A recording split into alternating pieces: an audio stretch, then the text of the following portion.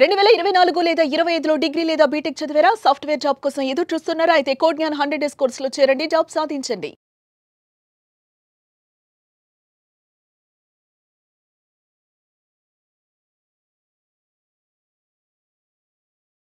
Previous వీడియోలో మీరు ఒక మాట చెప్పడం జరిగింది. మన సబ్జెక్ట్లో సెంటిమెంట్కి ఎక్కడా కూడా తావలేదు, ఒక్కొక్క బాధ్యతలు మాత్రమే ఓనర్షిప్ లానే ఉండాలని చెప్పేసి చెప్పారు. యజమాని అనుకొని చెప్పేసి పని వాళ్ళకి మారిపోతున్నారు. దాని నుంచి బయటపడండి first. Yes, great subject. So ఈ వీడియోలో ఏం చెప్తున్నారు? ఊహాశక్తికి ప్రేరణ. Excellent subject. విచిత్రం ఏంటంటే ఊహాశక్తి ద్వారానే ఇంత పెద్ద సృష్టి తయారైంది. ఓకేనా? ఊహాశక్తి ద్వారానే ఇవన్నీ కనుగొనబడ్డాయి. ఇన్వెన్షన్స్ అన్నీ కూడా ఈ యొక్క ఆలోచన విధానంలో ఊహల్లో పెంచుకోవడం వల్ల ఇవన్నీ కనుగొనబడ్డాయి. ప్రపంచం మొత్తం ఇన్ని ఇన్వెన్షన్స్ కనుగొనబడ్డాయి. అలాగే ఊహాశక్తికి ఎంత శక్తి ఉంది, అది ఏదైనా చేయగలదనేది మనము మన సబ్జెక్టు ద్వారా ఎన్నోసార్లు నిరూపించాం.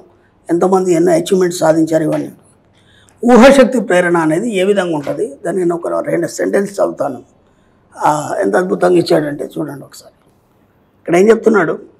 నిష్క్రియాపరత్వం మీ ఊహాశక్తిని నిర్వీర్యం చేస్తుంది. ఉపయోగించడం ద్వారానే అది మళ్ళీ మళ్ళీ చేతనత్వాన్ని సంతరించుకుంటుంది. అది కేవలం అనుభవాలు, విద్య, పరిశీలన అనే ముడి పదార్థాలతో పనిచేస్తుంది. దేన్నైనా నూతనంగా కనుగొనే వ్యక్తికి ఇది ఉపకరిస్తుంది. కానీ అంత మాత్రం చేత ఇది మేధస్సుకు సంబంధించిన అంశం కాదు. అసలు ఎలా చెప్పాడండి? నిష్క్రియాపరత్వం అంటే నేను ఇంతకుముందు కూడా చెప్పాను. నిష్క్రియ యోగం అని చెప్పాను నేను. నిష్క్రియ యోగం అంటే ఏంటంటే అక్కడ క్రియ లేకపోవడం. అర్థమైందా? నిష్క్రియాపరత్వం, నువ్వు ఏది చేయలేకపోవడం. అర్థమైందా? నిష్క్రియాపరత్వంలో ఇక్కడ ఏం చెప్తుందంటే మీ ఊహాశక్తిని నిర్వీర్యం చేస్తుంది. ఎప్పుడైతే నీకు ఎలాంటి ఆలోచనలు లేవో, నువ్వు స్తబ్దంగా అలా పడి ఉన్నావో, నీ ఆలోచనలన్నీ నిర్వీర్యం అయిపోతాయి. అంటే ఎక్కడ కూడా పని చేయవు. దానికి ఏం చెప్తున్నాడు ఇంకా? ఇది ఉపయోగించడం ద్వారానే. నువ్వు ఎప్పుడైతే దీన్ని ఉపయోగిస్తావు, అంటే ఈ యొక్క ఊహాశక్తిని ఉపయోగిస్తావు, ఎంత ఉపయోగిస్తే అది అంత మళ్ళీ చేతనత్వాన్ని పొందుతుంది. ఏం వర్డ్స్ ఇచ్చాడు! అయినంత మాత్రాన ఇది విద్యానుభవాలతో ముడిపడినది కాదు. అయినంత మాత్రాన ఇది విద్యానుభవాలతో ముడిపడింది కాదు. దాంతోపాటు ఏంటంటే ఇది మేధస్సుకు సంబంధించిన అంశం కాదు. ఎందుకు చెప్తున్నాడంటే ఇక్కడ ఇది మేధస్సు కాదు. మేధస్సు అంటే ఒక కొత్త విషయాన్ని నువ్వు కనిపెట్టి ప్రపంచానికి తెలియజేయడం మేధస్సు. ఇది మేధస్సు కాదు. ఆల్రెడీ అంతర్లీనంగా నీ లోపల ఎప్పుడో ఉంది. ఇది దాన్ని నువ్వు బయటికి తీస్తలేవు. అది బయటికి తీయాలంటే నీకు చేతనత్వం కావాలి. అది ఎప్పుడు వస్తుంది? ఊహాశక్తికి నువ్వు ఎప్పుడైతే చేతనత్వాన్ని కలిగిస్తావో అప్పుడు అది పనిచేయడం మొదలవుతుంది. నువ్వు ఎప్పుడైతే ఏ పని చేయకుండా నిష్క్రియాపరత్వంతో ఉంటావో అది పనిచేయదు. అది స్తబ్దంగా ఎప్పుడూ కూడా సుషుప్త అవస్థలో నిద్రపోయి ఉంటుంది. అర్థమైందా? సుషుప్త అవస్థ అంటే ఇప్పుడు మీరు మధ్యాహ్నం ఎండాకాలం ఇంటికి వచ్చారు. ఇంటికి వచ్చేసిన తర్వాత కాస్త తిన్నారు. తిన్న తర్వాత ఒక కునుకు తీస్తారు. కునుకంటే గాఢ నిద్ర కాదు, అలాగే మెలకువ స్థితి కాదు. అంటే ఇప్పుడు మీ భార్య చేసే ఆ చప్పుడులన్నీ వినిపిస్తుంటాయి, అక్కడ పిల్లలు ఆడేది వినిపిస్తుంది, కానీ మీరు లేవలేరు బెడ్ మీదకి వెళ్ళి. అవి వినిపిస్తుంటాయి, నిద్రలో ఉంటారు. రెండు. దీన్ని సుషుప్త అవస్థ అంటారు. అది కూడా ఏం చేస్తుందంటే మీ యొక్క ఊహాశక్తి సుషుప్త అవస్థలో గమనిస్తుంటుంది. నువ్వు పని చెప్పినంత మట్టికి దానికి అన్నీ కనిపిస్తుంటాయి. నీకేం కావాలి, ఏం చేయాలి, అప్పటిదాకా అవన్నీ కనిపిస్తుంటాయి. అదేమి చేయలేదు. ఎందుకు? నువ్వు ఆర్డర్ చేయలేదు. నువ్వు ఆర్డర్ చేసినప్పుడు దాన్ని పనిలో పెట్టినప్పుడే అది చేతనత్వాన్ని పొందుతుంది. అది చెప్తున్నాడు. అలాగని ఇది మేధస్సుకు సంబంధించిన విషయం కాదు. ఎంత అద్భుతంగా చెప్పాడు అది. ఇది మేధస్సు కాదు. ఇది నువ్వు కొత్త కనిపెట్టడానికి నువ్వేం లేదు ఇక్కడ. అది సహజంగా నీ లోపల ఉంది. దాన్ని బయటకు తీయమని చెప్తున్నాడు. That's called నిష్క్రియాపరత్వం.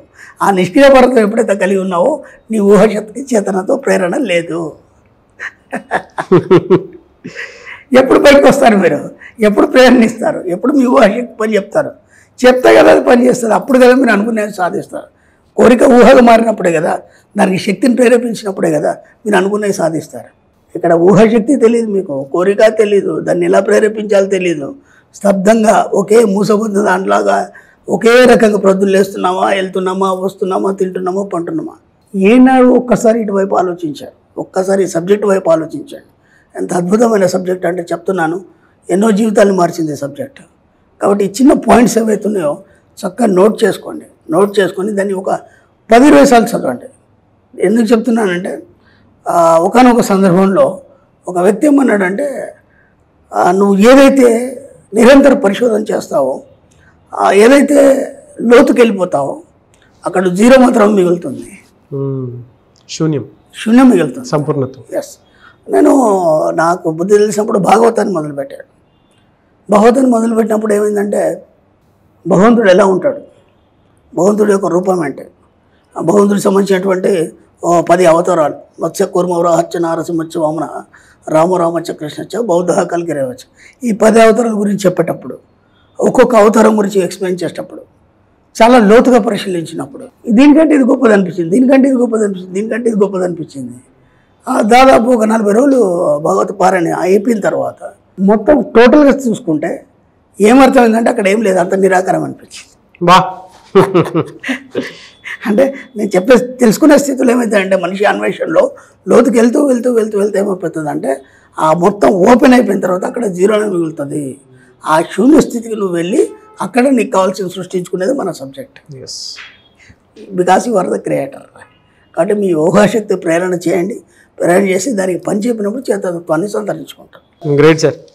ఋతుంబర జ్ఞానం గురించి మీరు ఒకసారి చెప్పండి. ఋతుంబర ప్రజ్ఞ అది అలా సింక్ చేసుకొని ఇది చేస్తూ ఉంటే మేబీ ఇదే మనం జ్ఞానాన్ని కంటితోటి చూడలేము, ఎక్స్పీరియన్స్ చేయాల్సిందే. అది మీరు చెప్పేటప్పుడు నాకు అది గుర్తొచ్చింది. Anyway sir, thank you so much doctor Shri Acharya Anantakrishna Swami garu. Thank you. Suman టీవీలో మీ పర్సనల్ అండ్ బిజినెస్ ప్రమోషన్స్ కోసం కింది నెంబర్కి కాంటాక్ట్ చేయండి.